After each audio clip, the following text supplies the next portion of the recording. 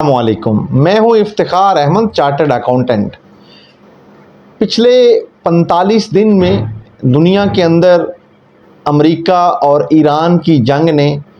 پورے کے پورے سسٹم کو تبدیل کر کے رکھ دیا ہے۔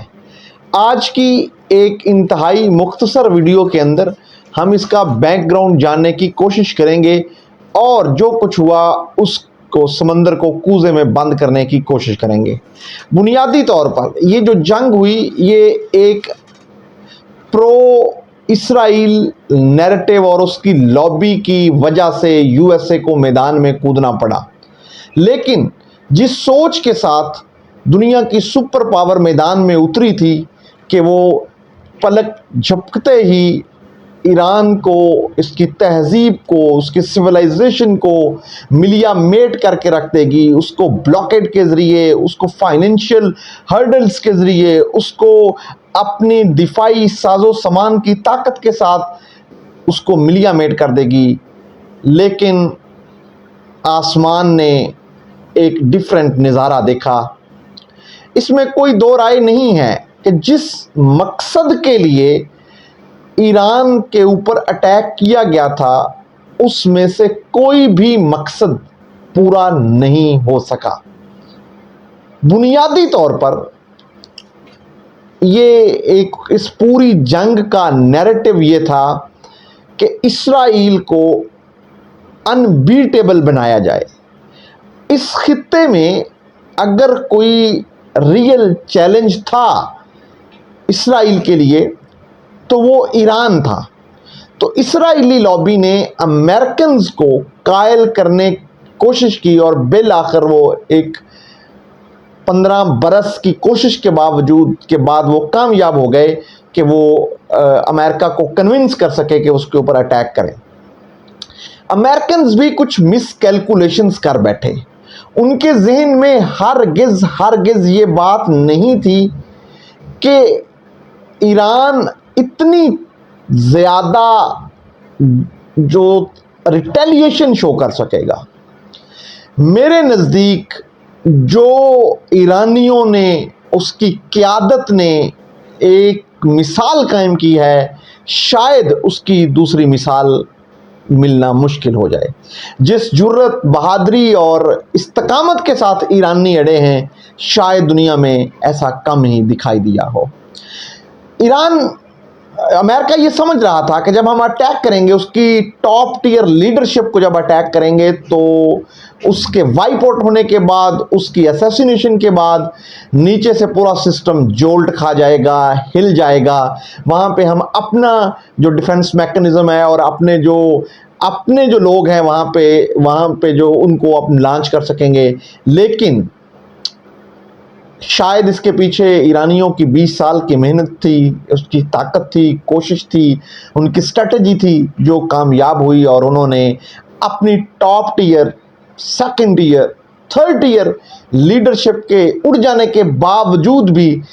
جس ڈسپلن کا، جس آرگنائزیشنل کوہرنس کا مظاہرہ کیا، دنیا کی ماڈرن آرگنائزیشن کے اندر ایسی کوئی مثال نہیں ملتی۔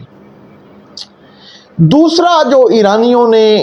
ایک اپ سیٹ کیا، جو اسٹریٹ آف ہارمز کو انہوں نے بند کر کے دکھایا،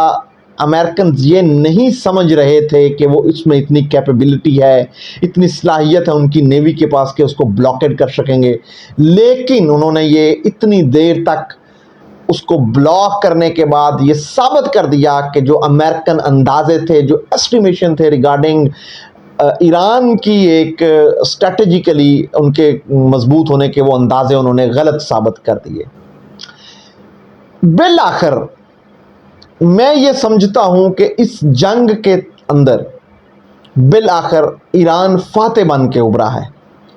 اگر امریکہ اس جنگ میں فاتح ہوتا تو وہ کبھی بھی مذاکرات پہ نہ آتا۔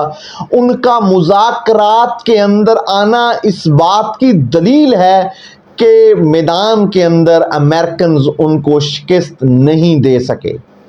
اس میں کوئی دو رائے نہیں ہے کہ سفارتی طور پر پاکستان نے بہت خوبصورت اننگ کھیلی ہے، तमाम सियासी और लिजिटिमेसी के इख्तलाफात होने के बावजूद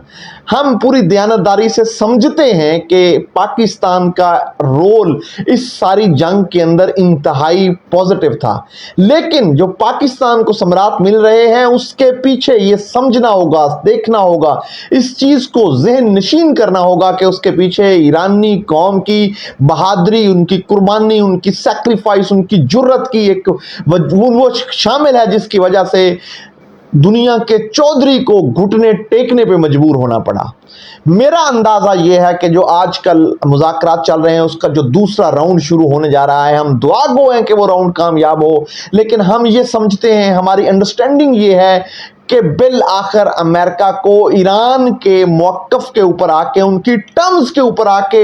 इस निगोशिएशन को करना पड़ेगा। अदरवाइज फाइनेंशियली ये जंग दुनिया के लिए वायबल नहीं हो सकती। जिस तरीके के साथ दुनिया के अंदर इन्फ्लेशन बढ़ रहा है, जिस तरीके के साथ दुनिया के अंदर एक पेट्रोल और डीजल की कीमतें आसमान को छू रही हैं, जिसकी वजह से बाकी तमाम कमर्शियल कमोडिटीज की जो कीमतें हैं उसने पूरे फाइनेंशियल स्ट्रक्चर को जिस तरह एक बुरी तरह हिट किया है, मैं नहीं समझता कि लॉन्ग रन के अंदर ये दोबारा अमेरिकन ये हिम्मत करें कि वो ईरान के ऊपर अटैक कर सकें। बिल आखिर ईरान ने यह साबित किया है कि उन्होंने महाज के अंदर, जंग के मैदान के अंदर अपने से हजार नहीं लाख गुना तकड़े दुश्मन को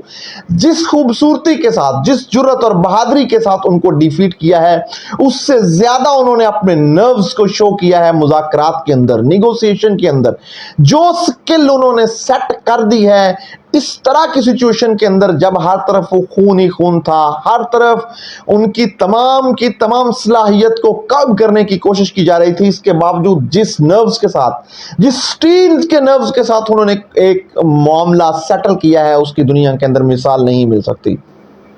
इसमें कोई शक नहीं है कि इस जंग का फातेह एट द एंड वो ईरान ही होगा। अरब कंट्रीज को भी अपनी स्ट्रेटेजिकली उनको दोबारा अपनी पूरी की पूरी जो सिक्योरिटी नैरेटिव है उसको रीडिफाइन करना पड़ेगा। उनको बिलाखिर ये सोचना पड़ेगा कि हम उस वक्त तक शायद ये फिजिबिलिटी ऑफ इकोनॉमिक्स पॉसिबल ना हो सके जब तक यहाँ पे पॉलिटिकल सेटलमेंट नहीं होगी अपने नेबर्स के साथ।